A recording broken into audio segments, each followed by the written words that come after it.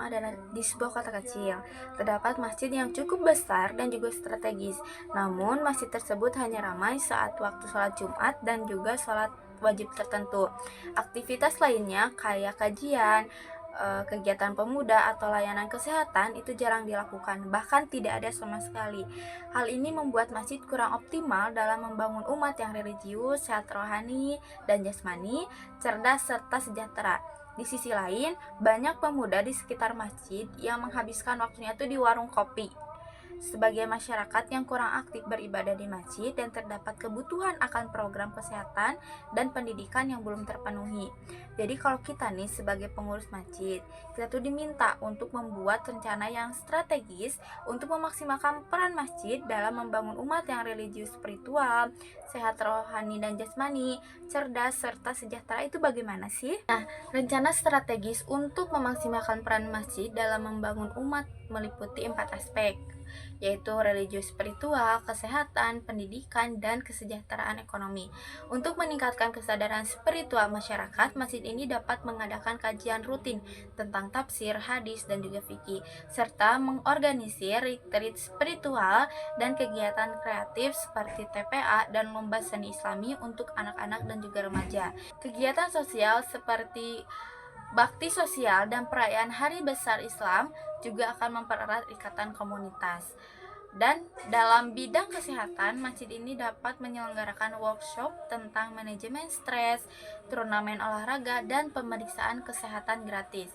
Program pendidikan yang terstruktur, pelatihan kepemimpinan, keterampilan praktis, serta diskusi tematik, dan pelatihan literasi digital akan memperkaya aspek emosional, intelektual, dan spiritual jamaah. Untuk kesejahteraan ekonomi, masjid dapat mendirikan lembaga ekonomi mikro, bekerjasama dengan bank syariah, serta menyediakan pelatihan kewirausahaan dan pemeran produk jamaah. Pengolahan zakat yang transparan juga akan digunakan untuk memperdaya ekonomi. Nah, dengan rencana ini, masjid diharapkan dapat meningkatkan kualitas hidup jamaah serta menyeluruh baik dalam aspek spiritual, sosial, maupun ekonomi. Di contoh kasus yang kedua ini, kita diminta untuk menjelaskan prinsip-prinsip utama seorang pendidik dalam Islam yang dapat membantu Ustadz Hasan memperbaiki pendekatannya dan menyusun minimal 3 strategi praktis yang bisa diterapkan Ustadz Hasan untuk meningkatkan hubungan emosional dengan siswa. Lalu berikan contoh dan juga metode pembelajaran apa sih yang sesuai untuk menciptakan suasana kelas yang kondusif, menyenangkan, dan tetap islami. Untuk membantu Ustadz Hasan memperbaiki pendekatannya sebagai pendidik, beberapa prinsip utama dalam pendidikan Islam yang perlu diperhatikan. Yang pertama adalah pendidik harus berlandasan pada kepercayaan akan keesaan Allah. Yang kedua, pendidik perlu menekankan pentingnya akhlak baik seperti kejujuran dan juga tanggung jawab. Yang ketiga, pendidik Islam menghargai pencarian ilmu dalam berbagai bidang. Keempat, nilai-nilai sosial seperti persaudaraan harus diajarkan. Kelima, seorang pendidik harus bersikap sabar dan kasih sayang terhadap siswa. Ustadz Hasan dapat menerapkan strategi praktis untuk meningkatkan hubungan emosional.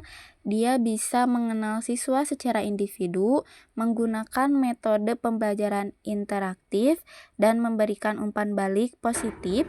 Contoh kegiatan yang bisa dilakukan termasuk diskusi tematik, kegiatan outdoor, dan proyek kreatif. Dengan menerapkan prinsip-prinsip ini, Ustadz Hasan dapat menjadi pendidik yang lebih ideal sesuai dengan perspektif Islam. Apa yang Anda pahami tentang Islam yang rahmatan lil alamin, ekonomi syariah, dan pernikahan dalam Islam? Islam yang rahmatan lil alamin adalah konsep Islam sebagai agama yang membawa rahmat, kasih sayang, dan manfaat bagi seluruh umat manusia dan alam semesta. Konsep ini berasal dari ayat Al-Quran yang menyebutkan bahwa Nabi Muhammad SAW diutus sebagai rahmat bagi seluruh alam. Ini mencerminkan ajaran Islam yang menekankan kedamaian, keadilan, kasih sayang, dan kepedulian terhadap sesama manusia, makhluk hidup lainnya, serta alam semesta secara keseluruhan. Islam mengajarkan umatnya untuk bersikap adil, berperilaku baik, dan berkontribusi pada kebaikan masyarakat secara global tanpa memandang suku, ras, atau agama.